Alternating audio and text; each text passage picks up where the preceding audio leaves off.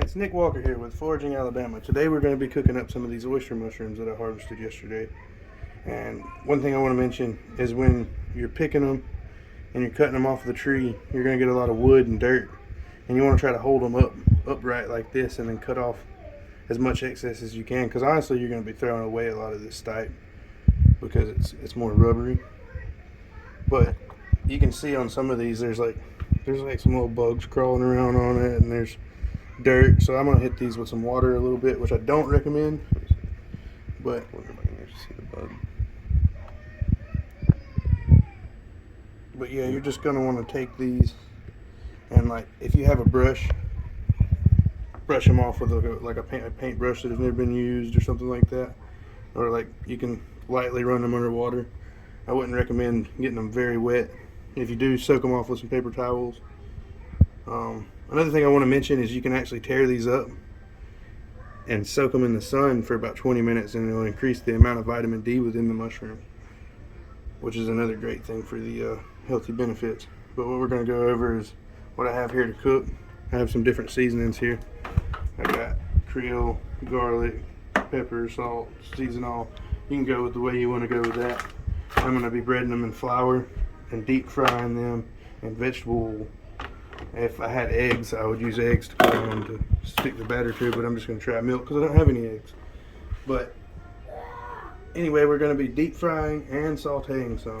And when you saute them, you really want to grab the softer tips of the mushroom, because these closer to the stalk or the stipe, it's going to be more rubbery and you're not going to enjoy it in a sauteed version. But with these upper ends, you can deep fry them. You can even deep fry some of the stipe and it'll be fine. When they're breaded and deep fried, it's different. But anyway, we'll be back. Alright, so we got our grease hot. We're ready to fry some mushrooms. What we're going to do is we're going to go along the gills. You can find split lines and you can just tear these mushrooms right up. And I've got most of the stipe here cut off. And you just want to tear them up in little pieces like that as you go along. Smaller, whatever you want. However you decide you like them. You just rip them up. Then you take them, dip them in your egg, in your batter like you normally would. I double batter mine. I end up with this here. And you just drop it in the grease. And it don't take as long as chicken. You want to make sure your grease is at the right temperature. And it don't take as long as chicken. I try to just put a few in there in the small pot so they don't stick together.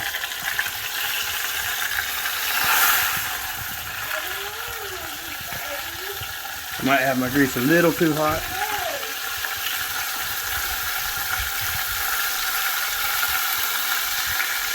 But yeah, that's basically, this is what we end up with. You got your fried chicken. This is a piece that I already had done. I mean, it turns out pretty good.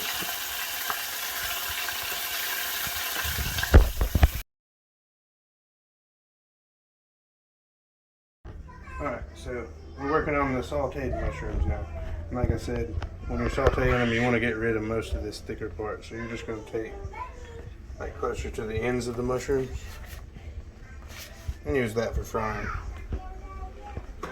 We're just going to take ends, mostly just gills for sauteing. We'll leave these thicker parts later for frying. No waste, my friends. No waste.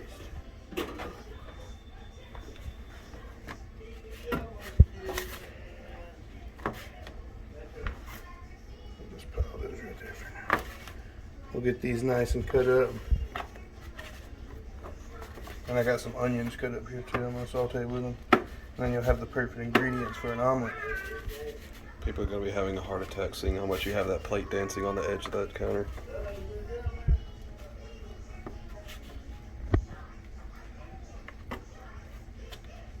Alright, so I have pretty much the same seasonings I put in there. I'll just throw some garlic and salt and pepper basically in there.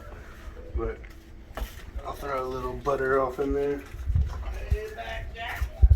You know, obviously most people are going to say use olive oil or something.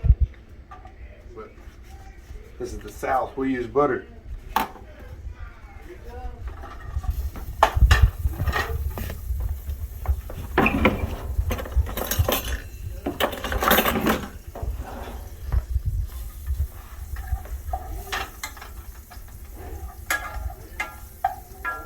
of people like to dry cook these mushrooms a little bit to kind of like evaporate some of the water out of them. But I just throw them in there. I don't really care. I guess it really comes down to preference. And they may be right, it may cook them down better. But I'll just throw my mushrooms in there, gill side up at first, because you can get a lot of seasonings in them gills after you throw it in there.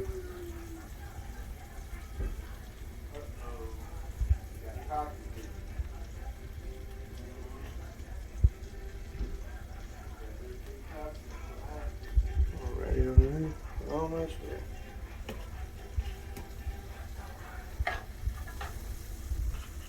Alright, so I take a little bit of the Creole, and I spread it around in the gills, a little bit of black pepper, throw a little salt off in there, and you gotta have the garlic powder, always. Now, like if I was cooking chanterelle mushrooms, I wouldn't put any seasoning in there hardly at all, because chanterelles are just amazing. But with these oysters, I like to give them some flavor. And you're just gonna kind of cook these on a lower temperature and simmer them for a while. And you can let the mushrooms cook for a minute and then add the onions, or you can just go ahead and add the onions. Depends on how you like your onions cooked. But basically you just simmer this for a little while. I'll have a picture of the finished product.